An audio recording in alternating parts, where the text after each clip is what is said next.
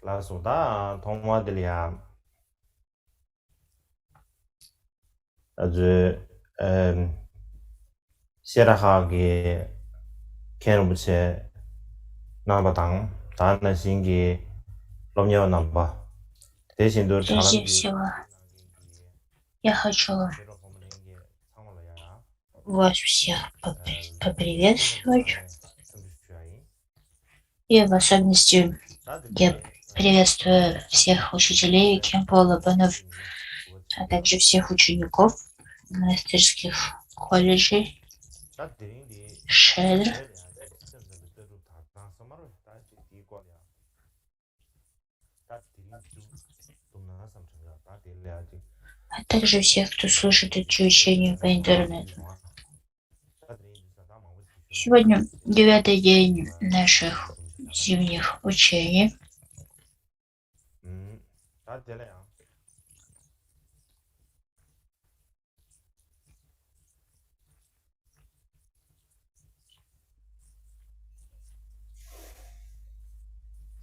Сегодня мы продолжим говорить о распространении читаматры в Тибете.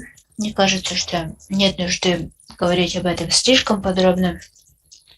Однако мы продолжим обсуждать этот вопрос сегодня.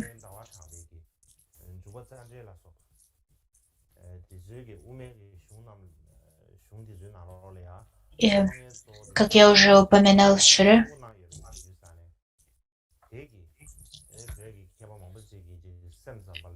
что в Тибете, как я уже упоминал вчера, независимая школа Читаматры не получила своего развития в Тибете.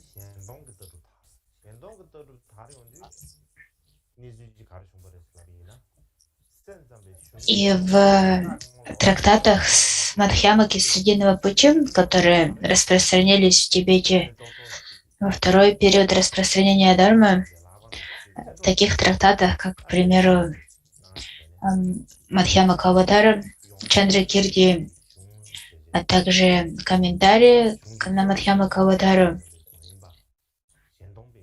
Читаматра была определена как основной оппонент Мадхьямаки. И все опровержения были направлены против Читаматры. И Читаматра, отношение к Читаматре было негативным. Кроме того, как я уже упоминал, в это время также свое распространение получило воззрение Шангтонг и на пустотность, и они приверженности Шангтонг утверждали все тексты, которые традиционно считались текстами Читаматры, своими текстами. И это именно поэтому они говорили, что это наши тексты, а не ваши Читаматры тексты. То есть таким образом Шинтонг, они просто присвоили себе их. И в результате этого и позиция Читаматры, воззрение Читаматры в Тибете еще ухудшилось. Несмотря на это, в Тибете были ученые, которые поддерживали воззрение Читаматры. Например, такой ученый, как Джицун Редава в диалогах с Лопенов Чогьялом.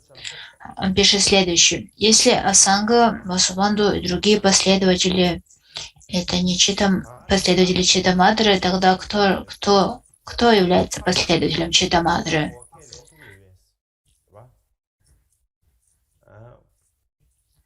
Если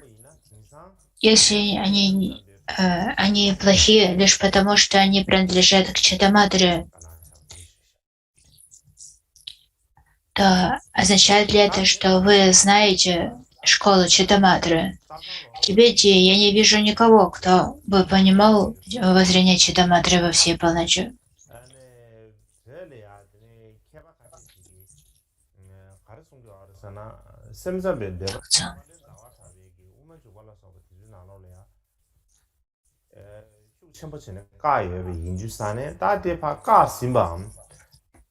Также Таглала Цао в своем трактате по философским школам под названием «Всеведение» он пишет: в Тибете одни утверждают, что позиции Читаматры были опровергнуты славным Чандракирти, и что Читаматры являются приверженцами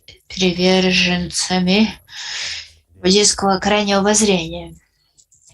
И таким образом утверждается, что они ужасны, что в Читаматре нет ничего хорошего.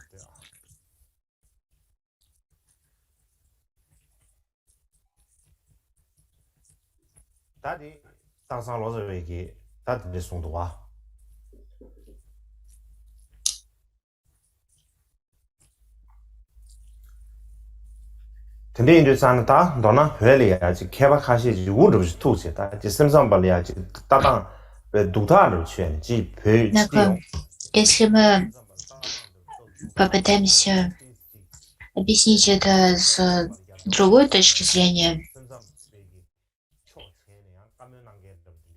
то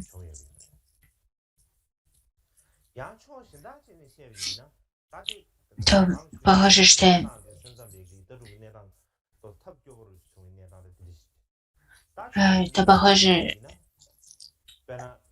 воззрение Читаматры не является таким плохим. То есть в опровержении общепризнанной позиции, которая утверждала, что воззрение Читаматры неверны, были ученые, которые утверждали, что воззрение Читаматры правильное. И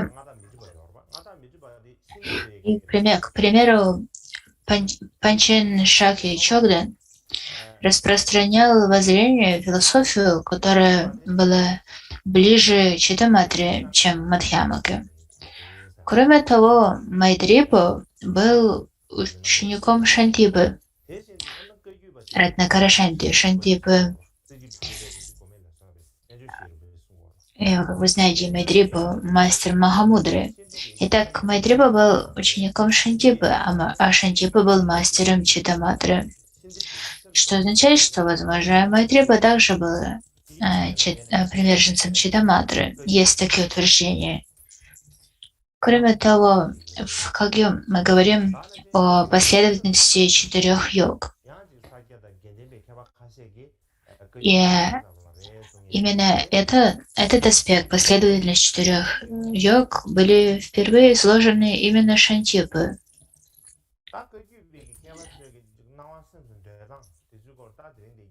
И это является учением Читаматры. Именно поэтому Сакья Галуп утверждает, что школа Кагью является Читаматрой. То есть такие факты имели место. И нет нужды говорить детально о методах ученых Кагью, утверждающих, что проявление — это ум. Однако, если мы посмотрим, как они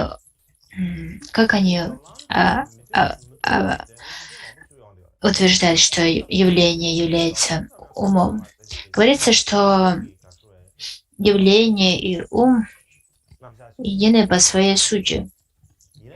И в этом похоже, что они ближе к истинным аспектарианцам, чем к ложным аспектарианцам.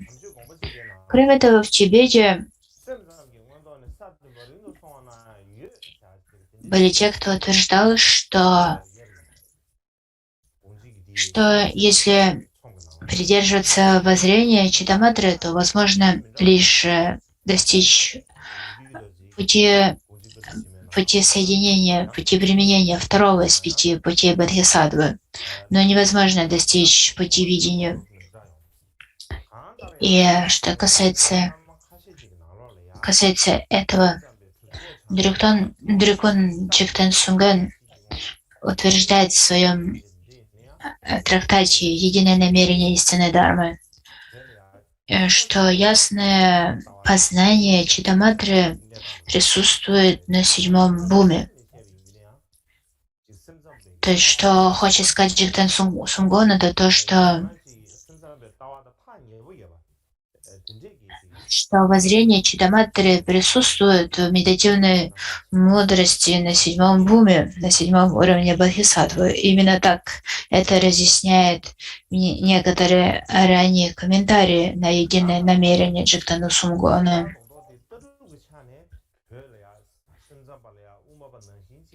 И то есть такое отношение к воззрению Читаматры и разъяснение воззрения, близкие к Читаматры. Главное заключается в том, что с точки зрения воззрения Читаматра не считалась такой же важной, как Мадхьямака. Однако в том, что касается поведения и медитации, Читаматра естественным образом обрела большое значение. Причина этого заключается в том, что школа йогачары, Читаматры — это прежде всего школа практиков, практикующих йоганов. И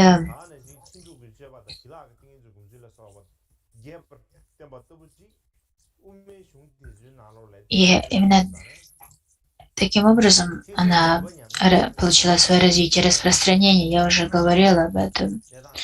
Кроме этого, 5 трактатов Майтрея, Йогачара Буми, труды Асанги и Васубанду, стадии пути, уровня Махаяны, а также поведение, связанное с практикой 6 парамидами, медитация Шамадхи и Випашьяны, и все остальное не объясняется развернуто в текстах Мадхьямаки.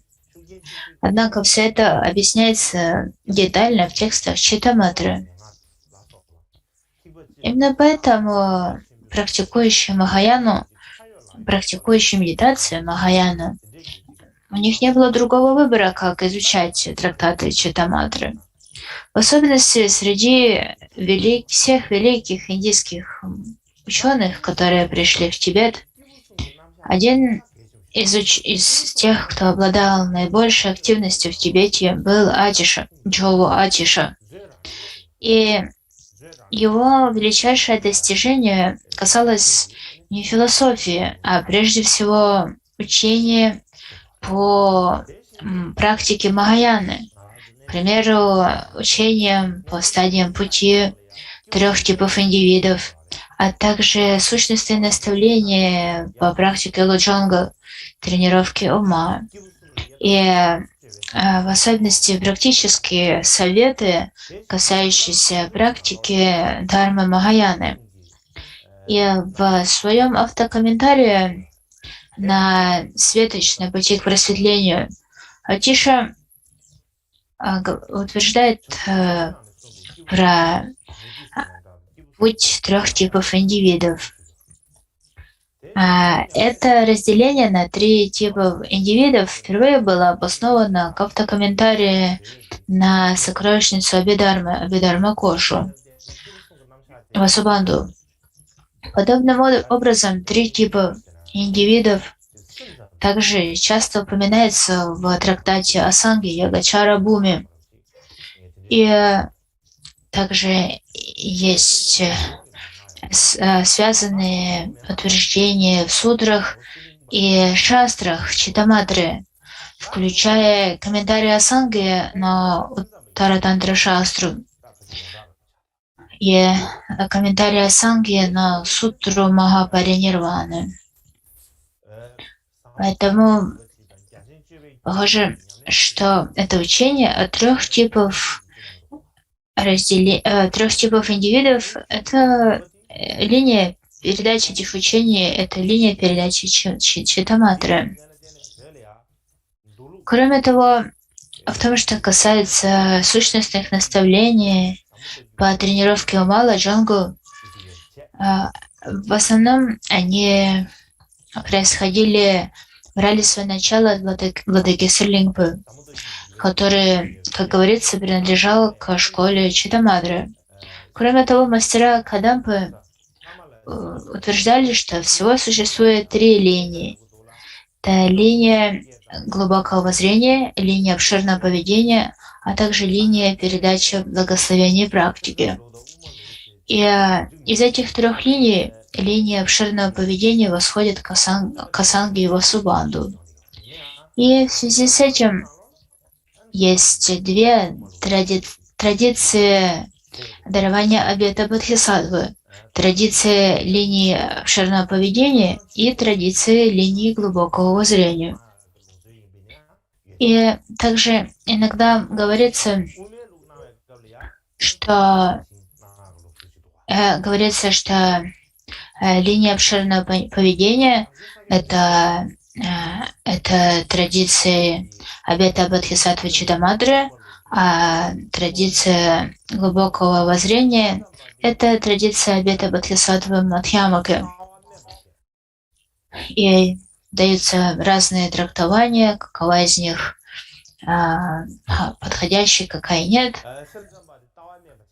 И об этом также говорится в комментарии на «Светочный пути к просветлению Ачиши».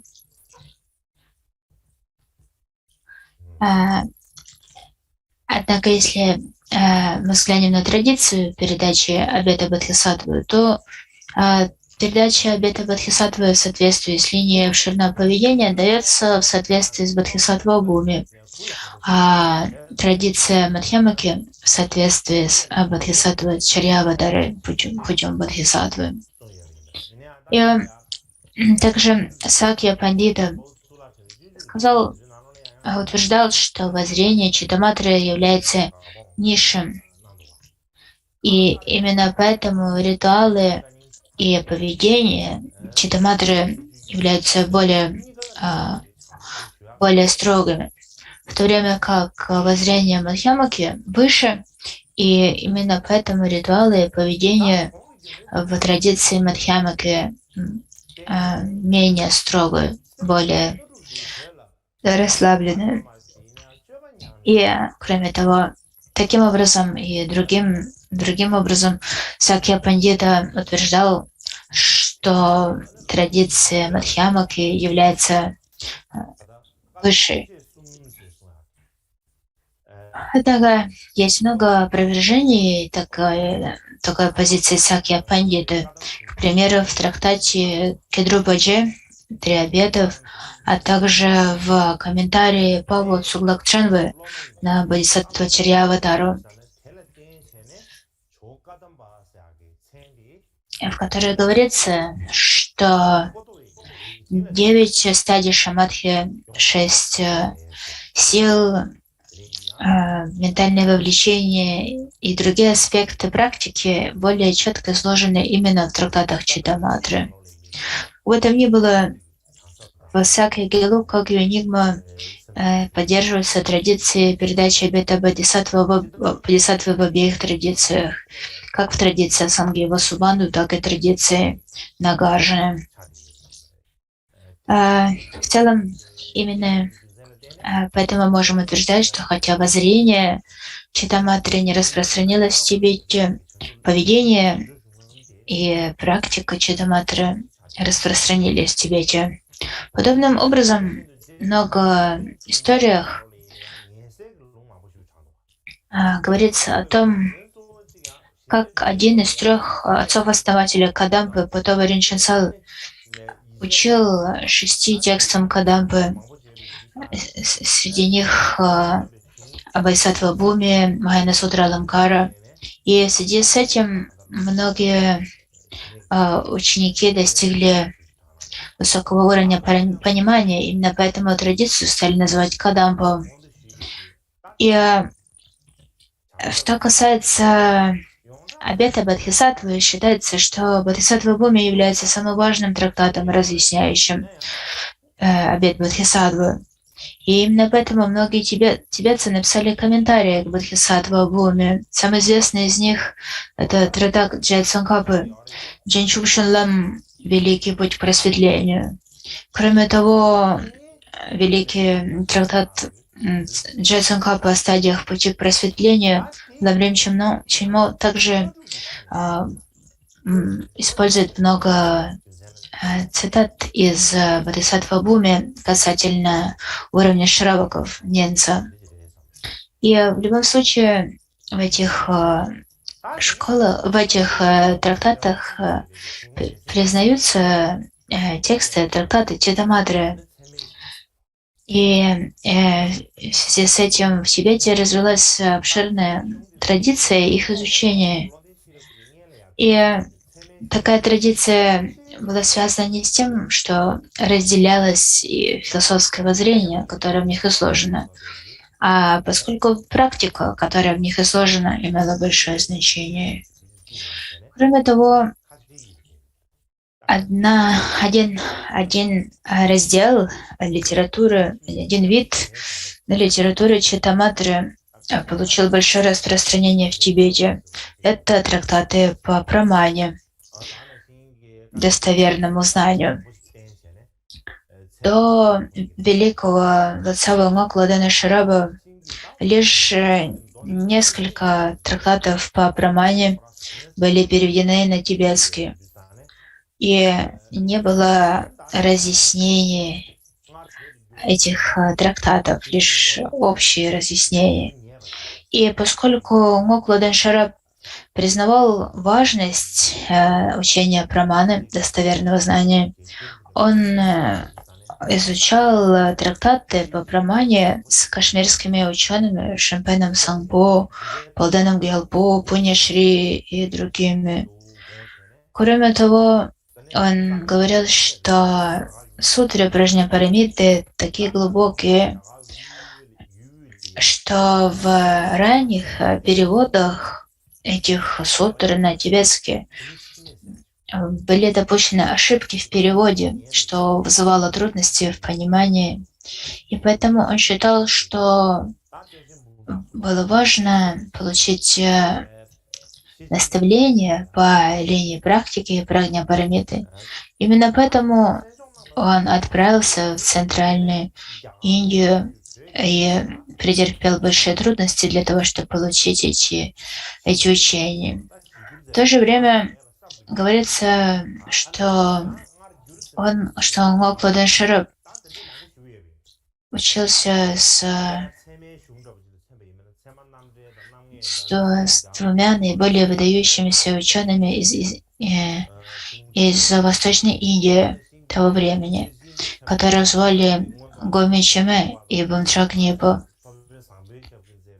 Это их имена в переводе на тибетский. Мы не знаем, как их звали на санскрите, но в тибетской традиции, в тибетском переводе этих двух мастеров Восточной Индии называют Гоми Чаме и Бумтрак Нипо. Именно с ними он изучал сутры Пражняпарамиты. И среди переводов Мокладана Шараба с санскрита на тибетский много трактатов по прамане, включая основные комментарии по прамане, утверждение достоверного знания, а также капли обоснования, а также комментарии мастера Дharmatara. Кроме того, он перевел многие трактаты по Пражняпарамите и сами сутры Пражняпарамиты, включая большую часть 20 сутры Пражняпарамиты в 25 тысячах слов, а также он перевел Абхисамайаламкару, украшение ясного познания, а также комментарии Асанги к Абхисамайаламкаре. Также он перевел сутру Пражняпарамиты в 8000 строфах и комментарии к этой сутре, написанные мастером Бадрой. Кроме того, он перевел такие трактаты, как Гюлама, Тардантра Шастра, а также Сутра Самучая, Бодхисаттва Чарьяватара, а также комментарии по сложным аспектам 9 главы мудрости Бодхисаттва Чарьяватары. В целом говорится, что он заново перевел, либо отредактировал больше 8400 сутр, а также он также осуществил новые переводы больше 8000 тантр. И одна из его целей заключалась в том, чтобы отправиться в Индию и изучать праману. И именно это утверждается в его биографии, написанной его учеником Дролумпы.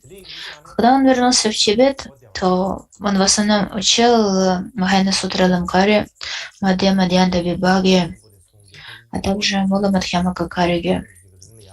Также он распространял трактаты Шантаракшиты Камалашилы по Срединному пути. И именно поэтому в Тибете говорили, что в Центральном Тибете,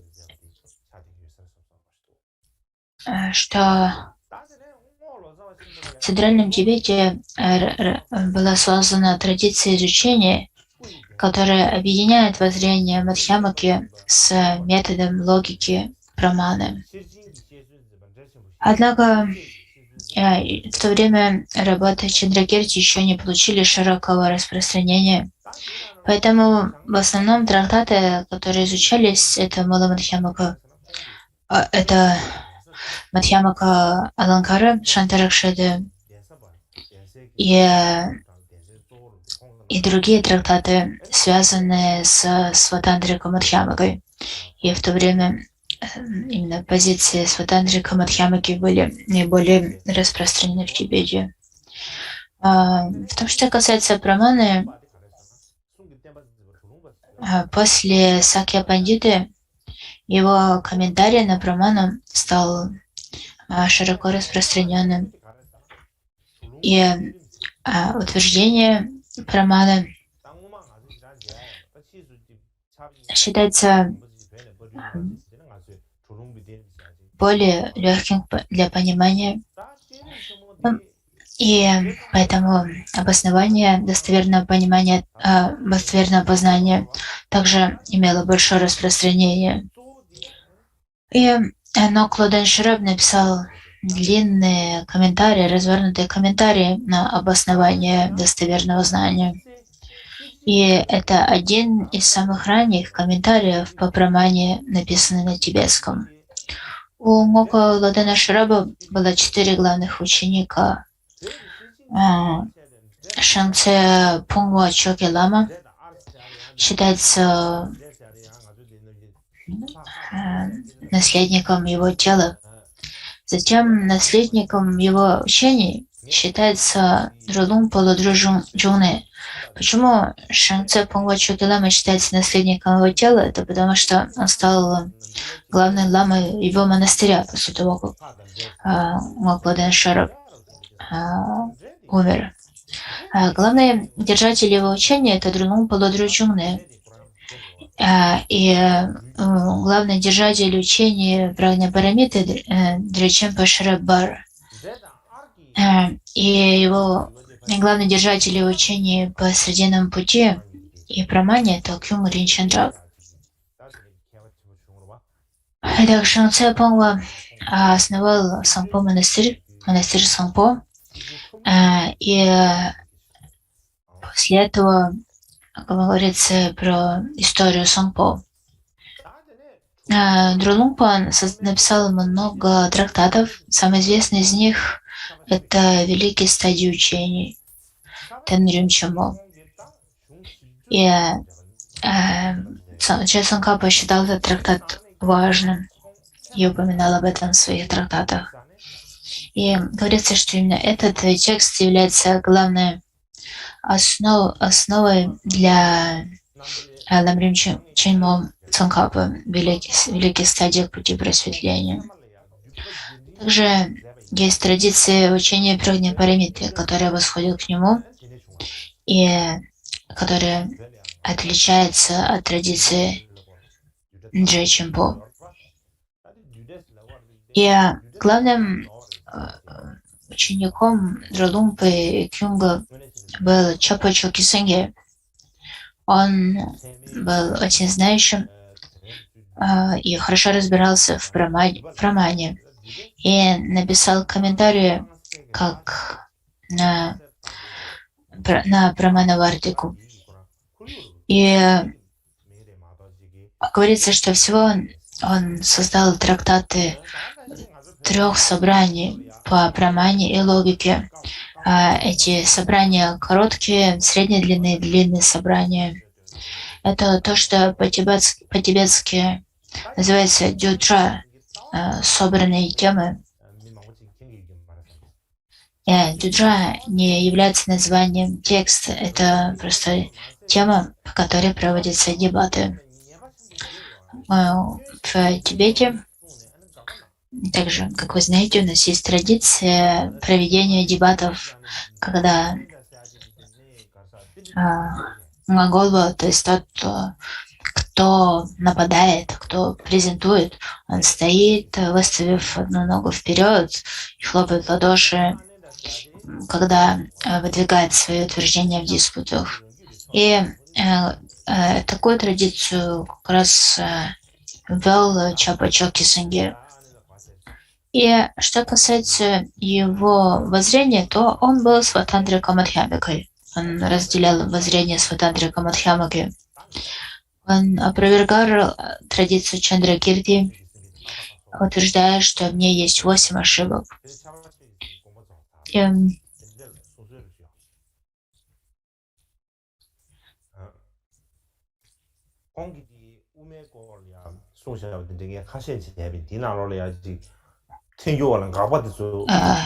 Кроме того, говорится, что он отправился в Китай.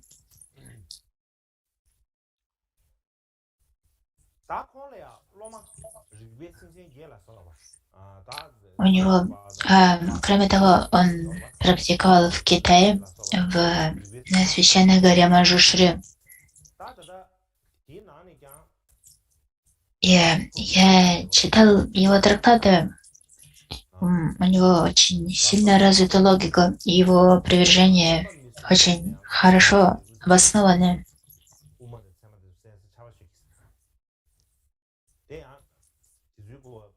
Говорится, что у него было 8 основных учеников. Среди них наиболее известными были Пагмаджупа Дорджигьялсен и владыка Дюсун Кемпо I Кармапа.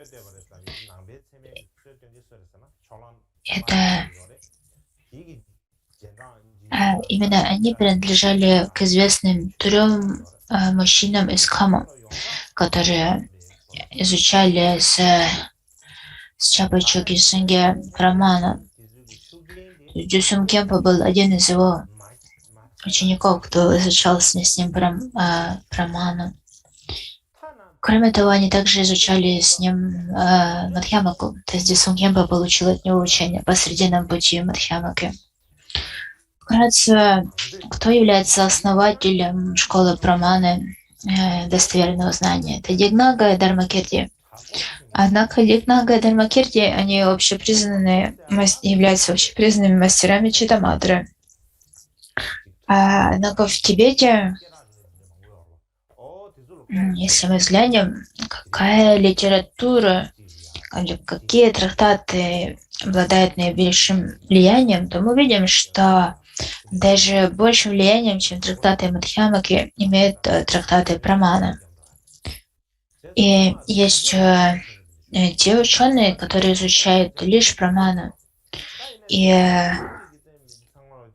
в прошлом были ученые, которые изучали лишь праману, и они отправлялись в так называемые обходы монастырей, в которых они ходили из монастыря в монастырь для того, чтобы участвовать в диспутах. В тибетском мы называем это дракор. То есть люди изучали праману, эти ученые изучали праману на протяжении многих-многих лет, а затем посвящали себя дебатам. И вы все знаете, кто такой Карма-чагма Рагаси, не так ли?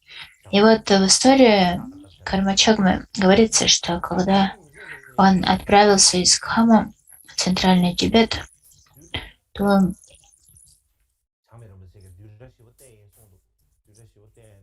он, он пришел в монастырь Тудоку Шилинг. Это шедра, основанная шестым Шамарпой. И в то время в этой шедре изучали собранные темы, джуджа, праманы. И Карма-чагма провел в этом монастыре несколько лет, изучая праману. И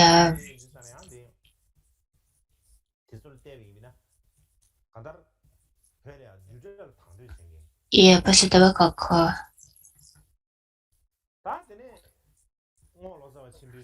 он говорил, вы Кагьюпа изучаете 3-4 года для изучения праманы.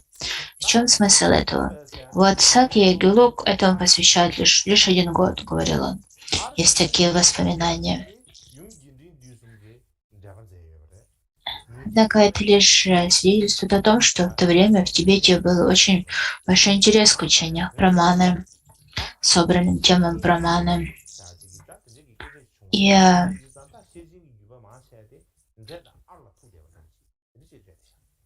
одним из 4 учеников Гокала Данашираба был мастер по имени Драчампо Шараббар.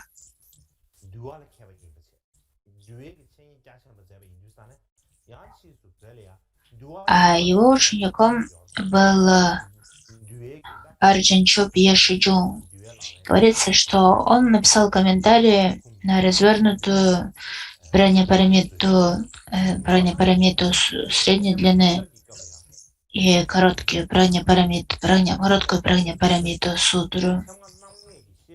И именно поэтому в Тибете возникло такое выражение, что в Тибете учение браньяпарамиты восходят к Ару Джанчупу Ешиджуны.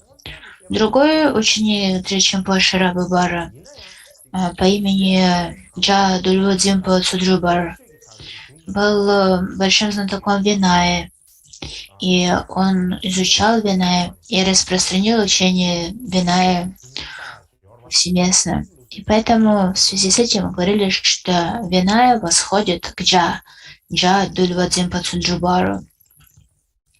Вкратце, в Тибете во время второго распространения Дharмы не было традиции передачи учений 5 Дharм Майтрея, однако изучались работы мастеров Сватантрика Мадхьямаки, а также трактатов Праманы.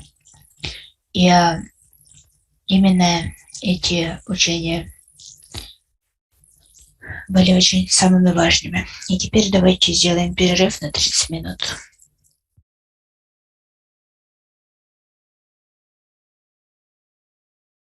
다당이 공도 땜방아다르기 겁리야 그 땜방아다르가 가서 땜바치다르기 균골이야 균고서 말하다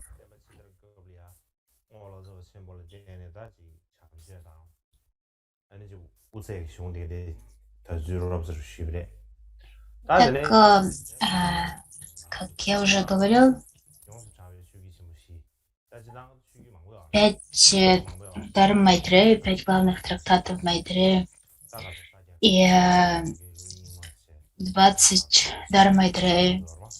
То есть это 5 основных трактатов и дополнительные трактаты к ним распространились в Тибете.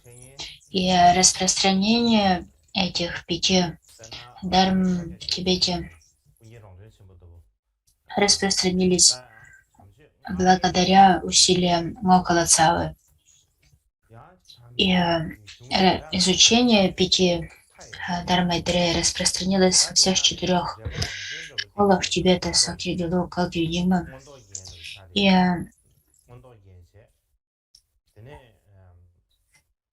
к примеру, были такие мастера, как Рангтонпа, Рангтонпа написал комментарии ко всем 5 Дharma-Майтрея.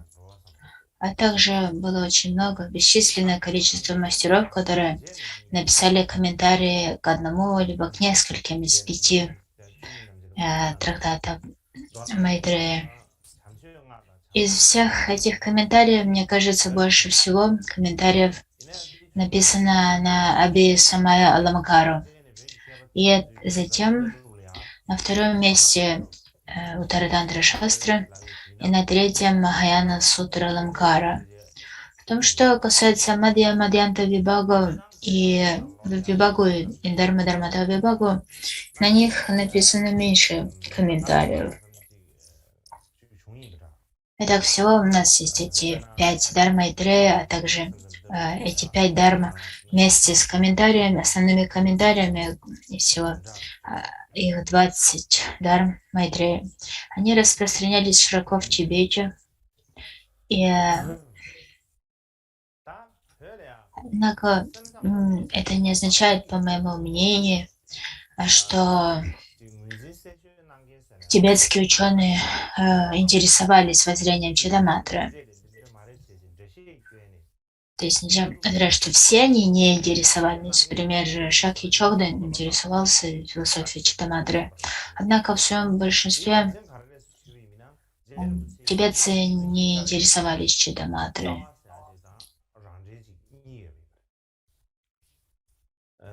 И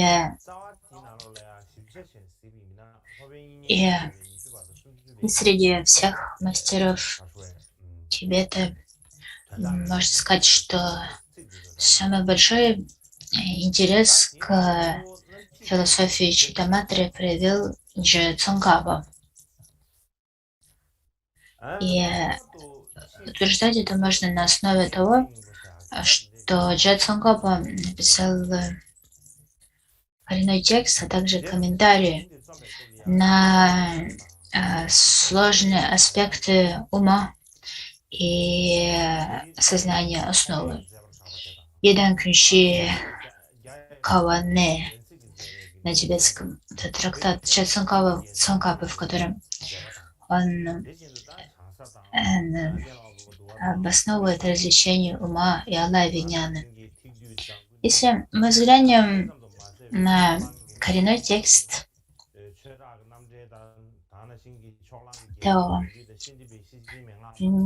при написании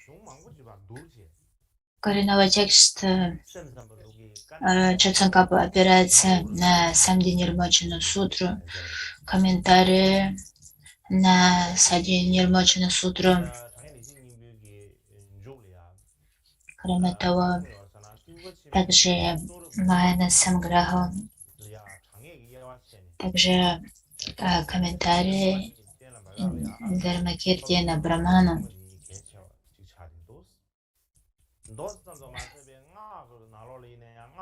И также 20 строф и 30 строф Васубанду. И во всем этом, среди всего этого, он сравнивает все эти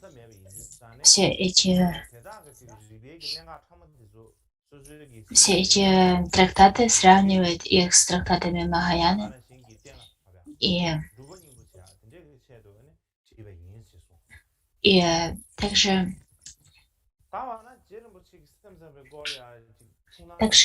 он детально объясняет 8 типов сознания. Кроме того, можно утверждать, что учения махасидхов связаны с философией Читаматры. Поэтому, если мы хотим понять традицию тантрических махасидхов, то нет другого пути, понять их изложение в сущности как путь Читаматры. И причина, по которой Джей Цанкапа так интересовался Читаматрой, связана с мастером по имени Радава. Радава — это был учитель Цанкапы, его главный учитель философии. И Радава Шиналодру.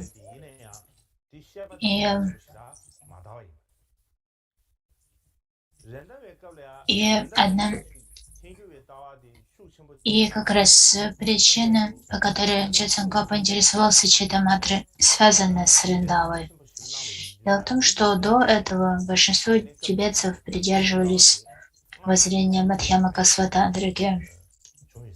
И хотя трактаты про Сангики начали распространяться в связи с активностью Пацапа Лацавы, они еще и не получили такого широкого распространения.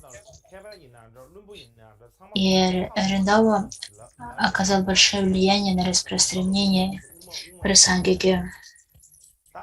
И благодаря ему прасангика, воззрение прасангикова Мадхьямаки распространилось очень широко. Есть один трактат мастера Карма Куншуна, в котором говорится: в наши дни в земле снегов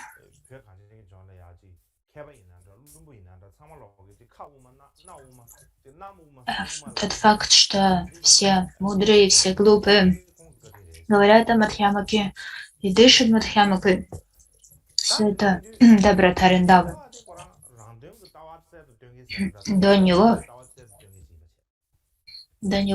Мадхьямака была всего лишь трупом.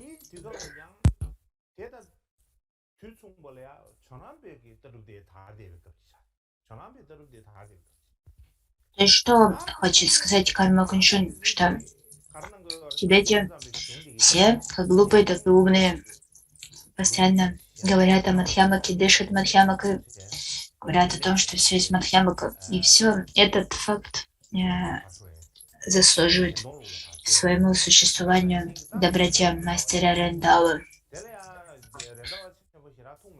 Однако в это же время широко распространилось воззрение Шингтонг Джонанг, то есть воззрение инопустотности школы Джонанг. И Рендаве не нравился Шингтонг. И кроме того, ему не нравилось, как Джонанг объяснял тексты Читаматры. Рендаве не нравилось, что мастера Джонанг представляли трактаты Читаматры как трактаты Шингтонг. Сам Рендава был Рангтонг, поэтому объяснения Шингтонг ему не нравились. И кроме того, Рендава сомневался в том, существует ли в традиции Джонанг чистая практика калачакры. То есть он сомневался, что традиция калачакры Джонанг чиста. И в целом он начал выступать очень активно против Джонанг. И в связи с этим он считал важным знать, чем является чистая традиция Читаматры.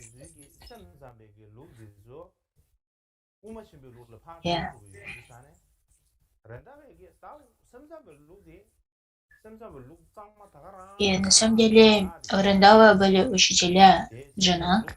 Однако, когда Рендава начал сомневаться в чистоте практики традиции калачакры в Джонанг, Рендава даже порвал со своими учителями Джонанг. И почему ему так не нравилось Шингтонг? Он говорил, что Шингтонг смешивают Читаматры с великой Мадхьямакой. Он хотел сохранить Мадхьямаку чистой. И для того, чтобы сохранить чистоту Мадхьямаки. Он считал важным сохранить, знать чистоту Читаматры, чтобы разделить Читаматру от Мадхьямаки. И с этой целью Риндава составил комментарий на украшение Читаматры Шантипы, Ратнакара Шанти. Этот текст называется Шантипе Самцам Юнги Джалпа.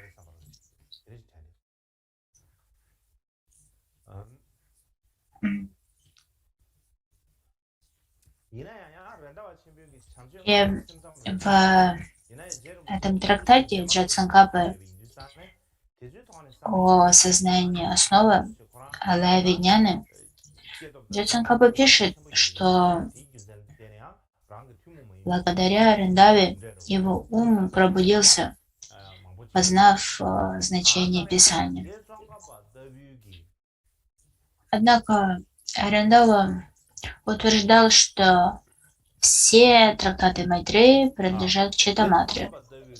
И в отличие от него Цанкапа утверждал, что некоторые трактаты Читаматры являются, что некоторые из 5 Дharм Майтреи являются трактатами Читаматры, а другие принадлежат к срединному пути Мадхьямаки. Однако это, похоже, является результатом исследований самого Цонкапы.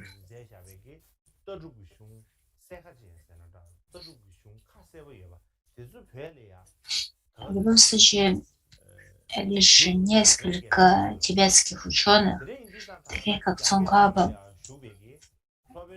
приложили усилия для того, чтобы понять философию Читаматры и изложить ее в чистоте, изложить ее ясно. И наибольшей трудностью в Тибете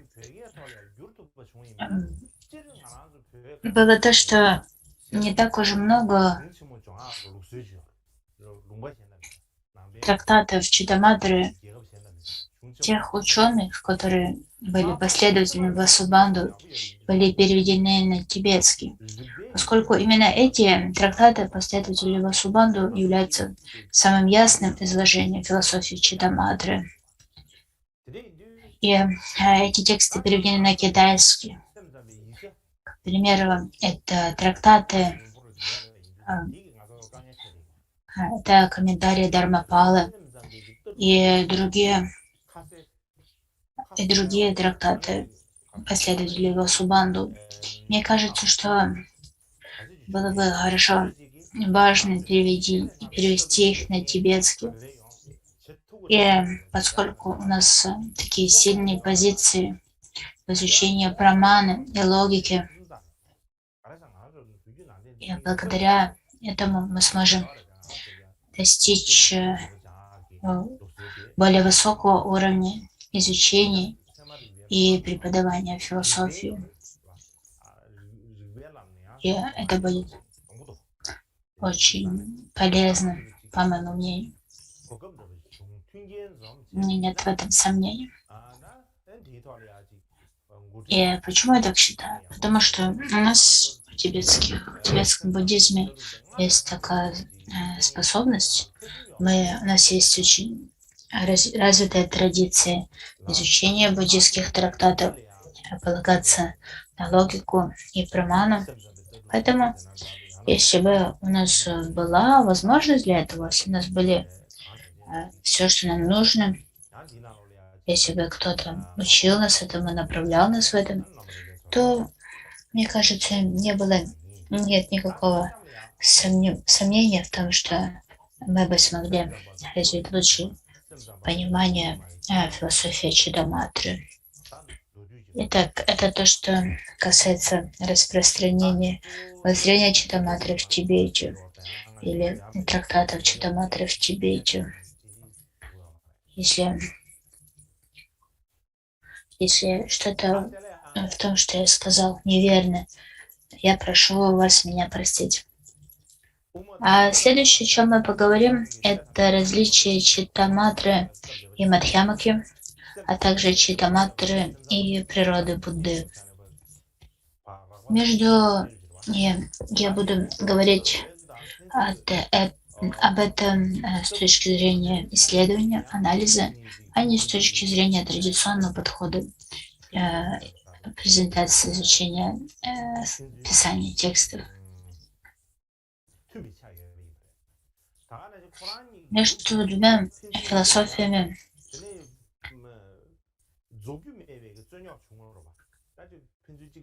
между философией Срединного пути Мадхьямаки, которая утверждает, что все явления не существуют на самом деле, и между философией Читтаматры, которая утверждает, что ум истинно существует, имели место бесконечные дебаты.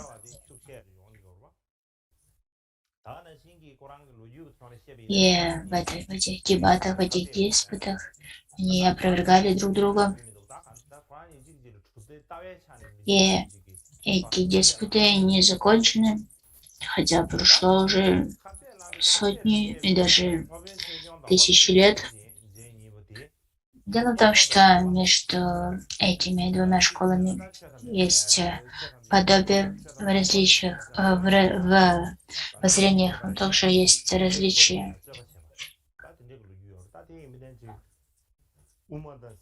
Похоже, что они были оппонентами в философских вопросах. И примером этого является диспут Дharmapala и Бхавивека о пустотности существования.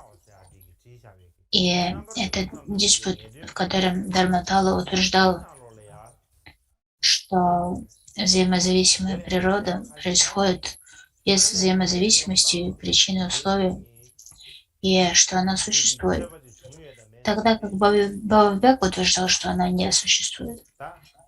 И по этому вопросу между ними был ожесточенный диспут. Этот диспут очень подробно описывается в трактате Хуйжао,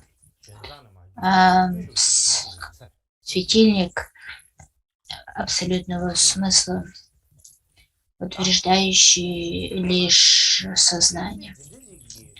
Нампаджи Пацанду Друпангедон Дроме.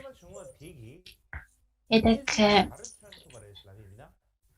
поэтому, поскольку в трактате Хуйджао описывается этот диспут, а Хуйджао был учеником Сюаньцзаня, можно говорить, что, возможно, утверждать, что была это устная передача о таком диспуте. И в таком случае, о чем же они дискутировали? Что демонстрирует этот диспут? Это говорит нам о том, что с того момента, как возникла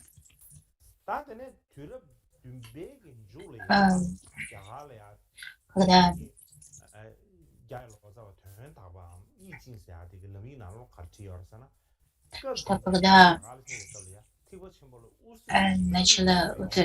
когда позиция Читтаматры начала утверждать свои позиции, в тот момент Мадхьямака была уже широко распространена.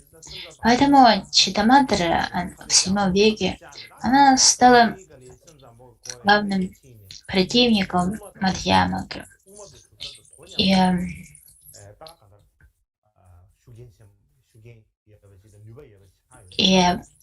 Мадхьямака воспринимала Читтаматру как соперника. Именно с этим были связаны эти диспуты. И в результате этого Читтаматра утвердила свои позиции. И об этом говорит Идзин в своих хрониках «Путешествие в Индию» в конце VII века. Он говорит, что в то время было общепризнанным тот факт, что есть две школы Махаяны: школа Читтаматры и школа Мадхьямаки. То есть в конце VII века это уже было общепризнано.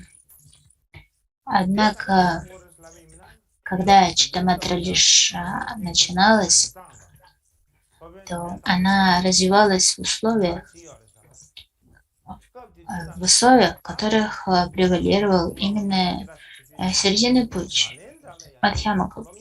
Именно поэтому для того, чтобы утвердиться, Читамадра должна была вступать в полемику с Мадхьямакой.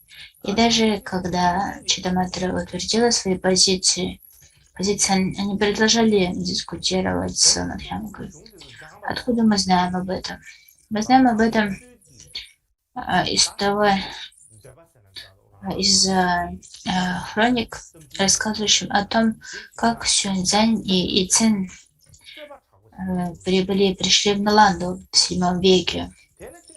И говорится, что в Наланде того времени студенты, ученики изучали Чидаматру, Мадхьямаку, а также учение колесницы основу. Все три. И они не только изучали эти философские школы буддизма, они участвовали в диспутах и отстаивали позиции своих школ. Именно об этом говорится в воспоминаниях Сюаньцзяня и Цинга.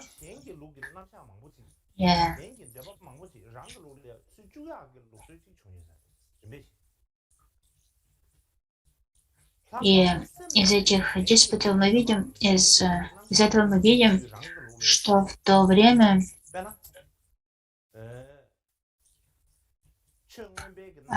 что было недостаточно просто придерживаться позиции своей школы.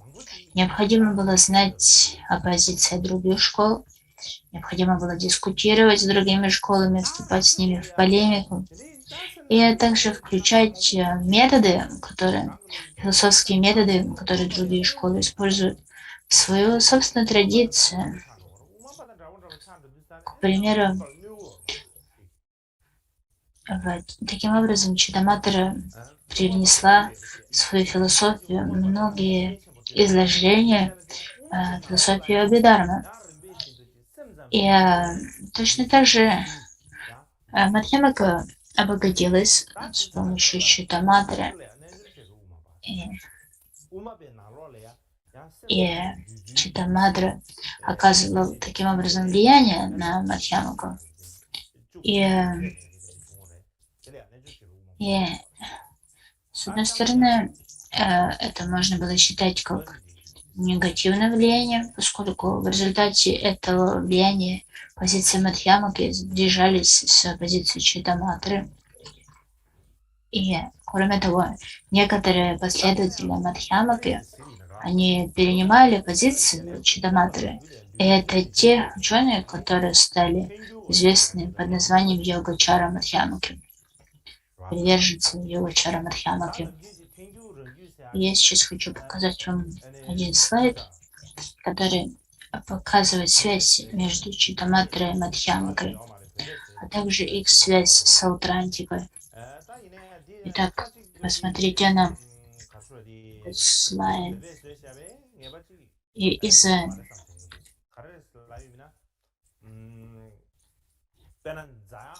вследствие различного после того, как умер Нагарджуна, Мадхьямака разделилась на две школы. Одна часть называется Прасангика, вторая Свадантрика. И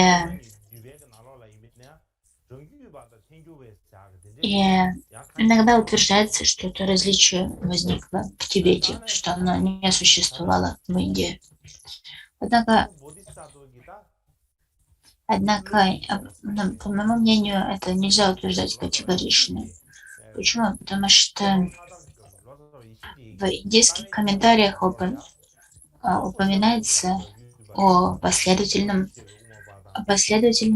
обосновании и автономном обосновании. Например, об этом упоминает Шантаракшита.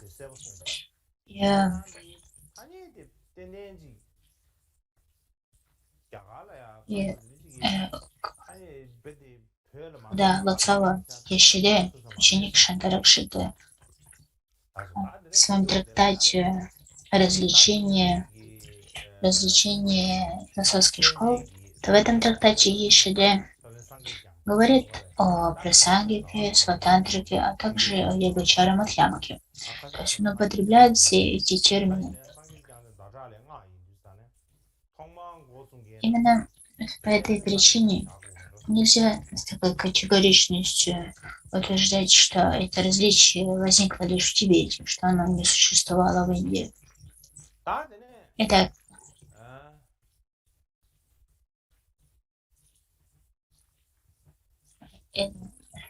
основания этих двух традиций связаны с Бабой Вивекой и Будда-Палитой. Итак, Будда-Палита считается основателем прасангики, тогда как Баба Вивека считается основателем сватантрики. И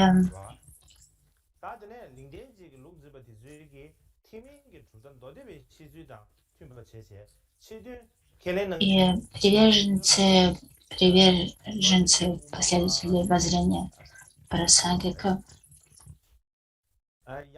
не использовали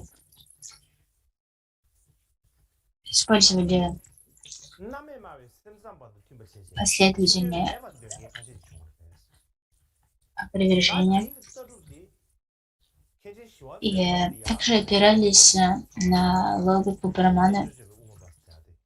И для того, чтобы доказать свою позицию и опровергнуть другие позиции. И те, кто следовали традиции Бабы Вивеки, они признавали внешние объекты существующими в таком объяснении, как это утверждала школа Саутрантика. И именно поэтому их называли Саутрантика Мадхьямака. Кроме того, были те, кто придерживался с позиции сватантрика Мадхьямаки, но утверждал, что внешние объекты не существуют, подобно тому, как это утверждают последователи ложного спектарианства Чидаматры. И это направление стало полностью развитым во время Шантаракшиты и получило название йогачара Мадхьямаки.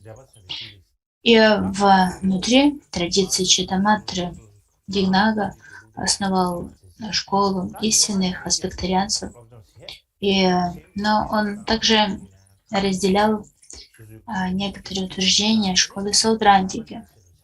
И Дharmakirti, ученик Дигнаги, добавил к его изложению еще более развернутое обоснование, и в результате их позицию стали называть Саутрантика Йогачары. И этой традиции придерживались такие мастера, как Гняна Шримитра и Ратнакирти. То есть это свидетельствует о том, что между школами происходило взаимное влияние, и те, кто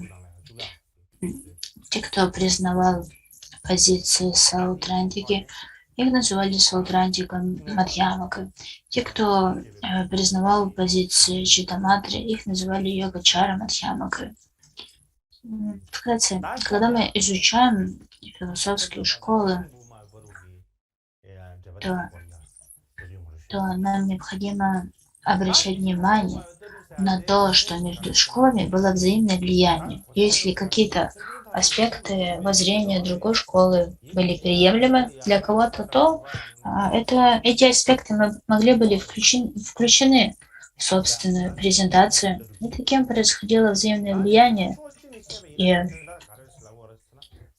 и обогащение школ.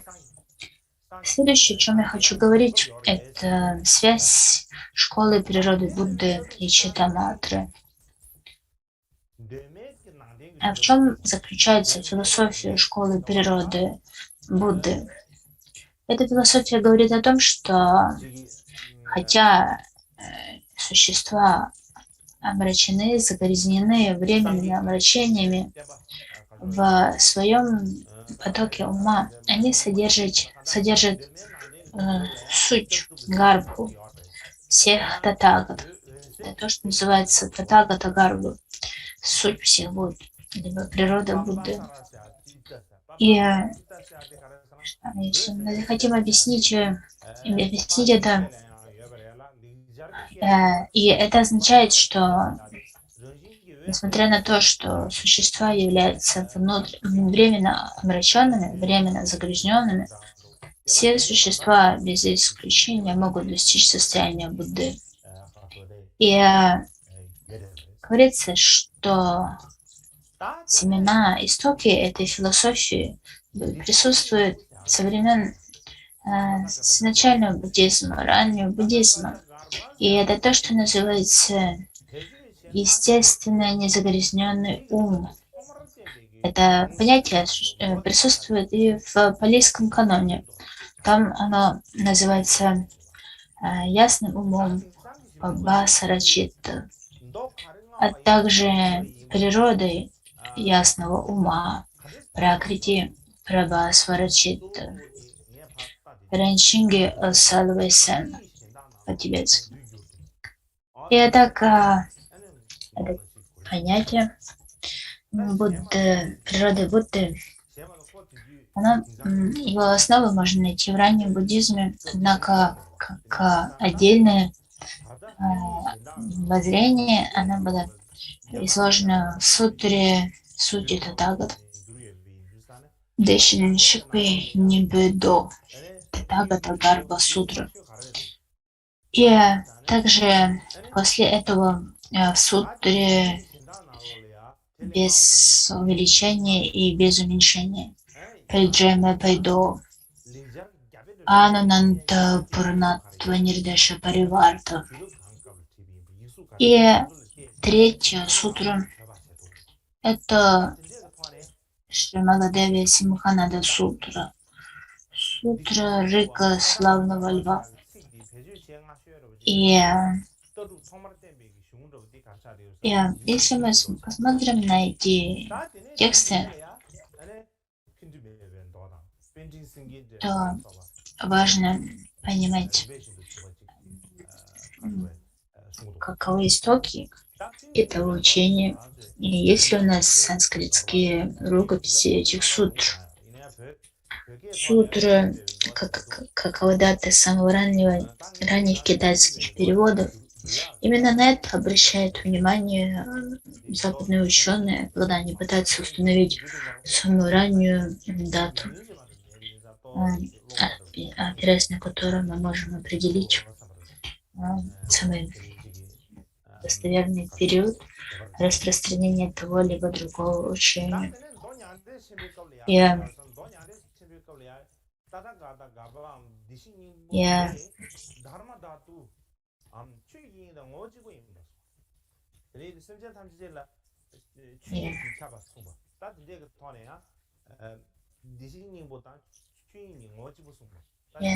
Из этих трех сутр, которые я назвал как основа для понятия Татагата Гарбы, сутра Анунатва Пурнатва Нирдэша Париварта, эта сутра не сохранилась на тибетском, поэтому я хотел бы перевести ее с китайского, если у меня будет время.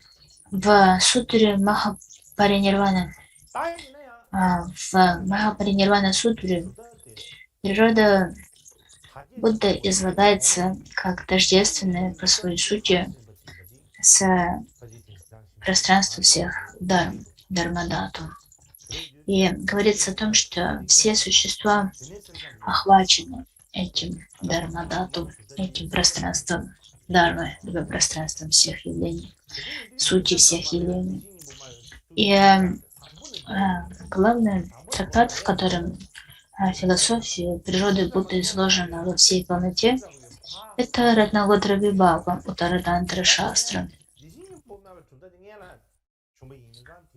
И к тому времени, к тому времени, когда распространилась философия школы Читаматры, философия природы Будды уже распространилась. То есть философия природы Будды распространилась раньше, чем философия Читаматры. И поскольку школа природы Будды распространилась раньше, она оказывала влияние на Читаматру с самого начала. И я считаю, что это влияние является неопровержимым. Как мы можем это увидеть? К примеру, когда, э, когда, когда философия Читаматры впервые получила распространение, то можно увидеть в таких работах Майтрея, как Мадхья Мадьянта Вибхага, Сутра Ламкара и других утверждений о существовании незапятнанной природы всех Будд. И во время Васубанду это утверждение стало еще более ясным. И в традиции природы Будды тексты, в которых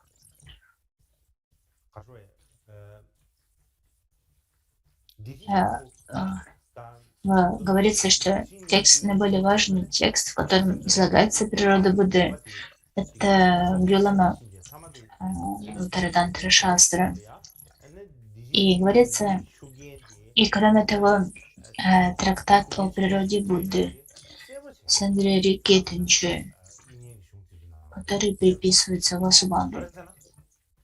Этот последний не существует на тибетском, только на китайском. И эти тексты показывают, что между школами Читаматры и школой природы Будды существовала очень тесная связь. И эта связь проявляется в том, что знание основы, Алая Вижняна и природа Будды соединяются в одно. И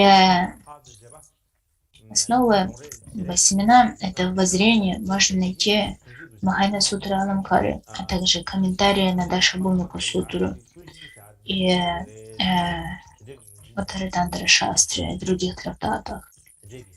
К примеру,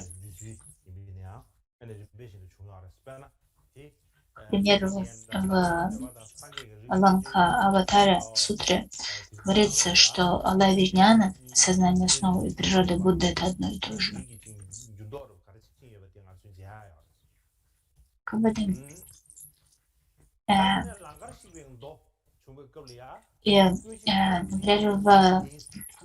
в этой Ланка Аватара Сутре, который утверждается, что сознание основы, Алая Вижняна и природа Будды — это одно и то же, то это утверждение является развитием того, что мы можем найти в ранних учениях Будды. О чем говорится в Ланкаватаре? О том, что сознание основы является сознание основы Алая Вижняна, это то, что лежит в основе природы Будды. Поэтому по своей сути они одно и то же. И к тому времени, как трактат, который называется «Пробуждение веры Махаяны»,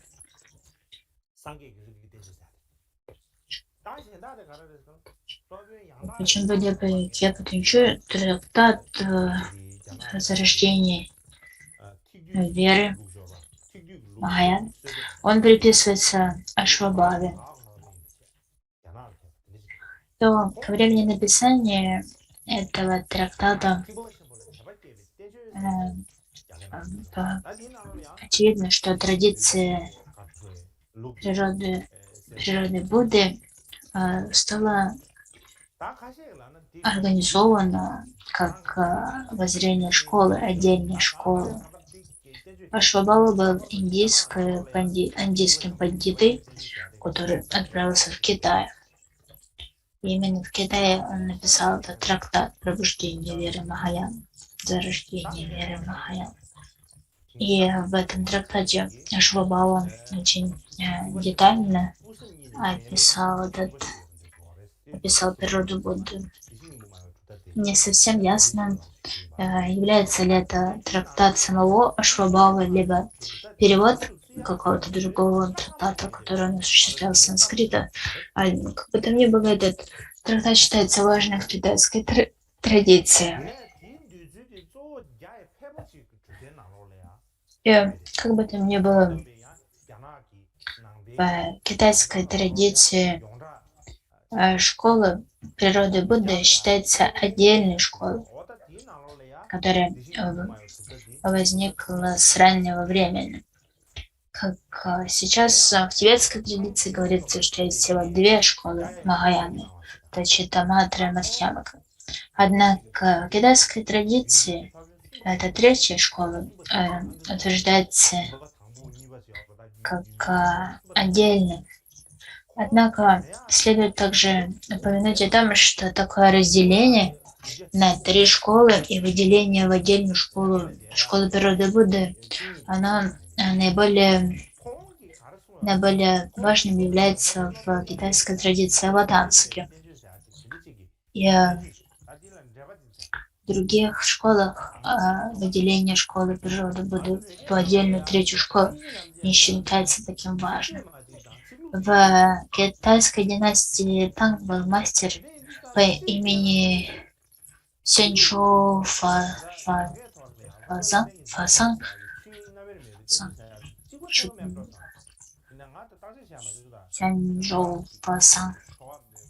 Этот мастер написал комментарии к трактату Стирамати, который называется «Трактат о нераздельности Дharmadhatu».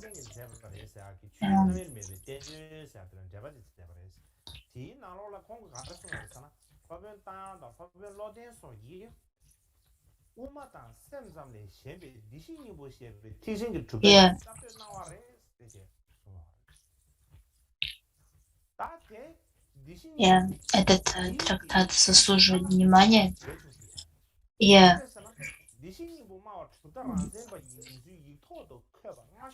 поскольку в этом трактате Фацанга говорится о том, что Ашвагожа, Стирамати и другие основали новую школу Махаяна под названием «Школа природы Будды». И эта школа отличается от школы Читтаматры и школы Мадхьямаки. То есть считается, что это самое раннее письменное свидетельство о независимом существовании школы природы Будды. Это самое раннее такое упоминание, самое раннее такое свидетельство. У Фацанга был последователь, которого звали Гуйфанг Цангми. Гуйфанг Цангми является пятым патриархом школы Аватансика. Он жил в 8 веке. Он родился в 780 и умер в 841 году. И этот мастер Цангми, он также разделял школу Махаяны на три школы. Погодите минутку.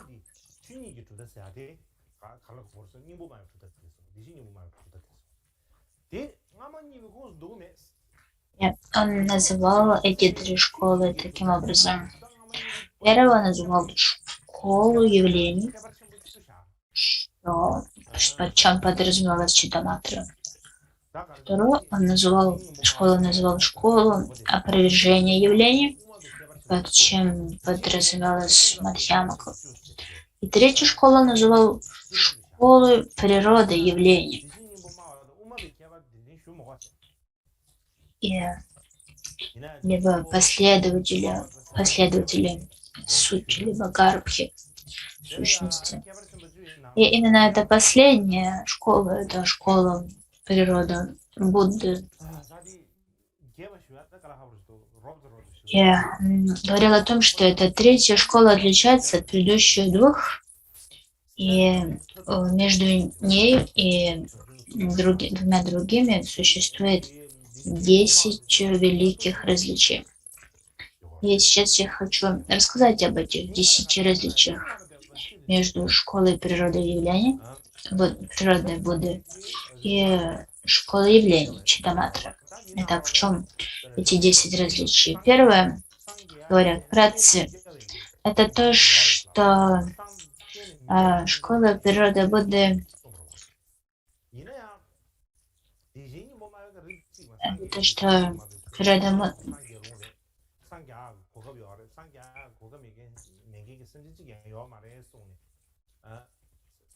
школа природы Будды утверждает, что есть только одна колесница, тогда как Читаматра утверждает существование 3 колесниц. Природа Будды утверждает существование одной семьи, одной готры, тогда как школа Читаматра утверждает 5 семей.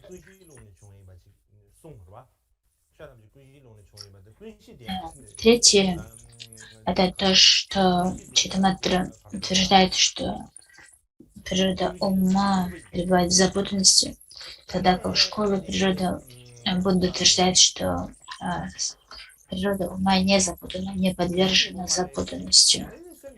Что это означает? Это связано с тем, что Читаматра утверждает, что все явления возникают из сознания основы, а само по себе сознание основы является запутанным, но не является свободным от запутанности. В отличие от этого, школа природы Будды утверждает, что природа ума является таковостью, а таковость не подвержена запутанности. Она является незапятнанной запутанностью. В этом различие в утверждении того, является ли природа ума запутанной или нет. Четвертое различие заключается в том, что Читаматра утверждает, что таковость не возникает из причины условий, тогда как школа природы Будды утверждает, что она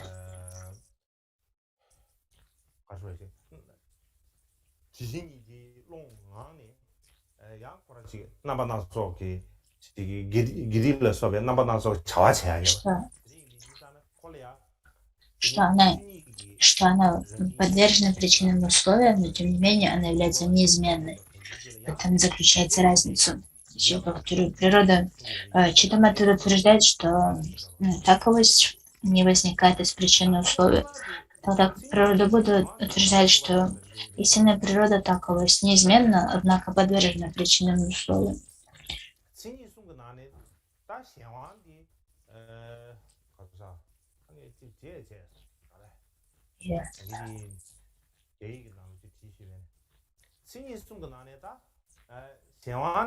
То есть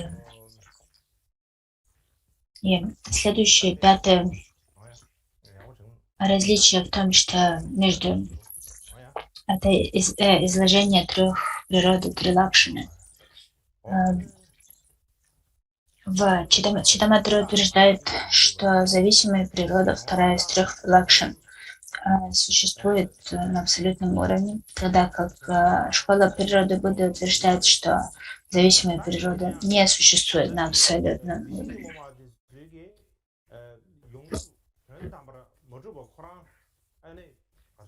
Итак, 5-е различие касается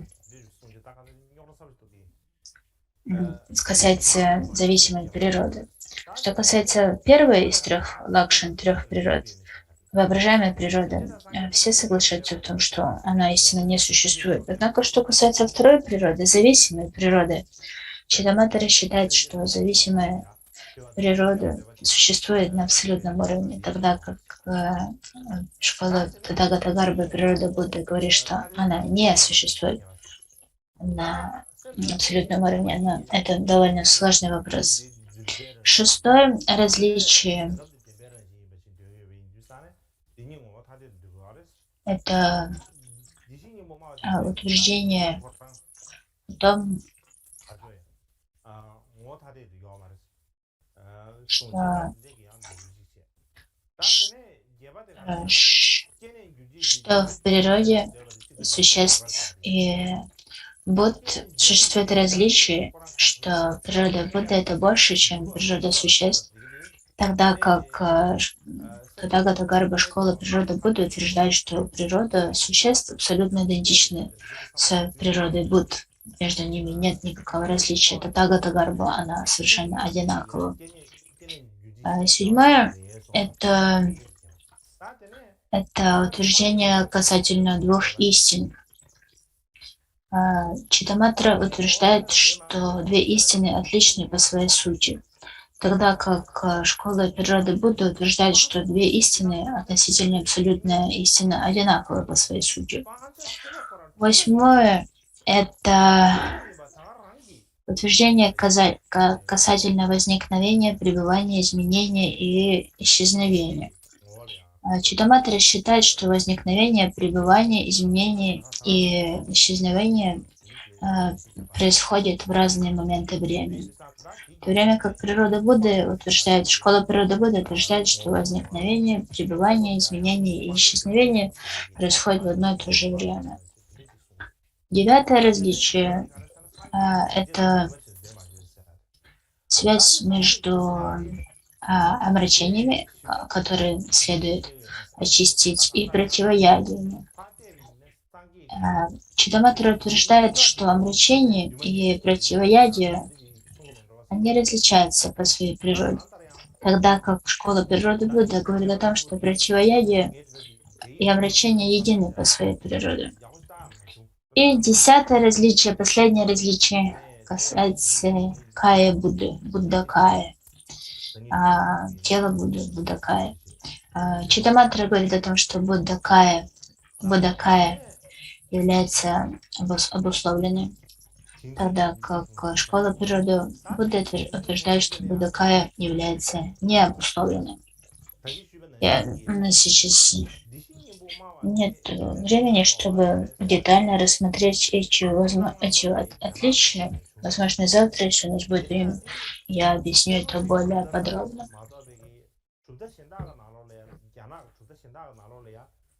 Итак, сегодня мы говорили о связи Читаматры и Мадхьямаки, а также Читаматры и природы Будды, и выделение школы природы Будды в отдельную школу общепризнанное в школе Аватамсаки в китайской традиции. Однако даже в Китае это не было таким признанным в других школах.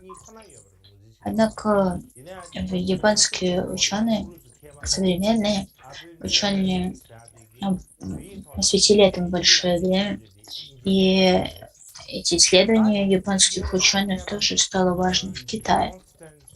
И обычно, когда мы смотрим на это с традиционной точки зрения, то обычно выделяют лишь две школы Махаяны. Это школа Читаматры и школа Мадхьямаки.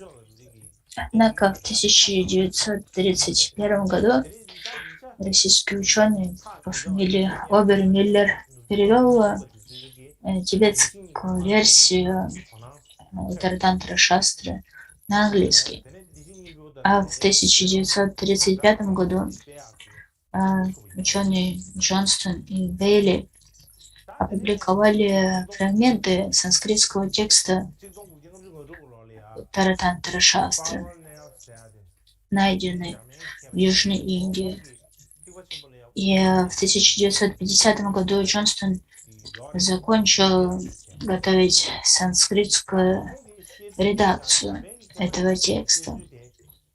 И благодаря этим трем работам интерес западных ученых к теме природы Будды значительно возрос. И в 1956 году ученый по имени Эрих Фраувалнер выдвинул идею о том, что школа природы Будды отличается от школы Читаматры и школы Мадхьямаки. И его объяснение соответствует объяснению японских ученых. Вкратце, большинство современных буддийских ученых признает школу природы Будды как третью основную школу Махаян. Но мы в тибетской традиции этого не признаем. И очень мало знаем о том, что делается в мире. И обычно в тибетской традиции говорим о том, что воззрение природы Будды сводится к одному трактату Уттаратантра Шастры. И всего есть 4 школы. Это Вайвашика, Саутрантика, Читаматра и Мадхьяма. Однако, как же, если мы разделяем все воззрение на эти 4 школы, мы можем найти место для школы природы Будды. И обычно говорится, что нет никакой проблемы, что природа Будды — это Уттаратантра Шастра, и также она часто сводится к Читаматре. Однако, если мы сводим природу Будды лишь к изложению Читаматры, то, по моему мнению, мы лишаем это изложение, презентацию природы Будды своей силы. Похоже, что мы ограничиваем ее рамками Читаматры, и природа Будды не может расправить крылья и полететь, поскольку она в клетке философии Читаматры. И из-за этих ограничений вся энергия, вся сила школы природы Будды не сможет быть проявлена. Я не говорю, что не нужно называть эту школу Великой Мадхьямакой, но если мы согласимся, что это отдельная школа, то, по моему мнению, таким образом у нас будет больше возможности раскрыть ее во всей полноте. Поскольку если мы сводим ее к Читаматре, мы ограничиваем ее. Если мы сводим ее к Мадхьямаке, тогда мы пытаемся категоризировать ее в соответствии с Мулом, Мадхьямакой, Карикой, Нагарджуной. И, конечно, Нагарджуна — это не только Мула, Мадхьямака, Карика. Нагарджуна написал много других трактатов. Однако Мадхьямака прежде всего берет свое начало из Мула, Мадхьямака, Карики. Поскольку именно в этом трактате обосновывается, чем является мудрость Прагни и Прагня Парамита. И если мы смотрим на природу Будды с этой точки зрения, то, похоже, то тогда мы не сможем ее категоризировать, поскольку природа Будды не излагается в трактате Мула-Мадхьямака Карики. Это трактат, посвященный пустотности и именно обоснованию пустотности и несуществованию. Поэтому истинному несуществованию явлений. Поэтому школу природы Будды тяжело поместить в рамки Мадхьямаки. И на этом все. Давайте посвятим заслугу.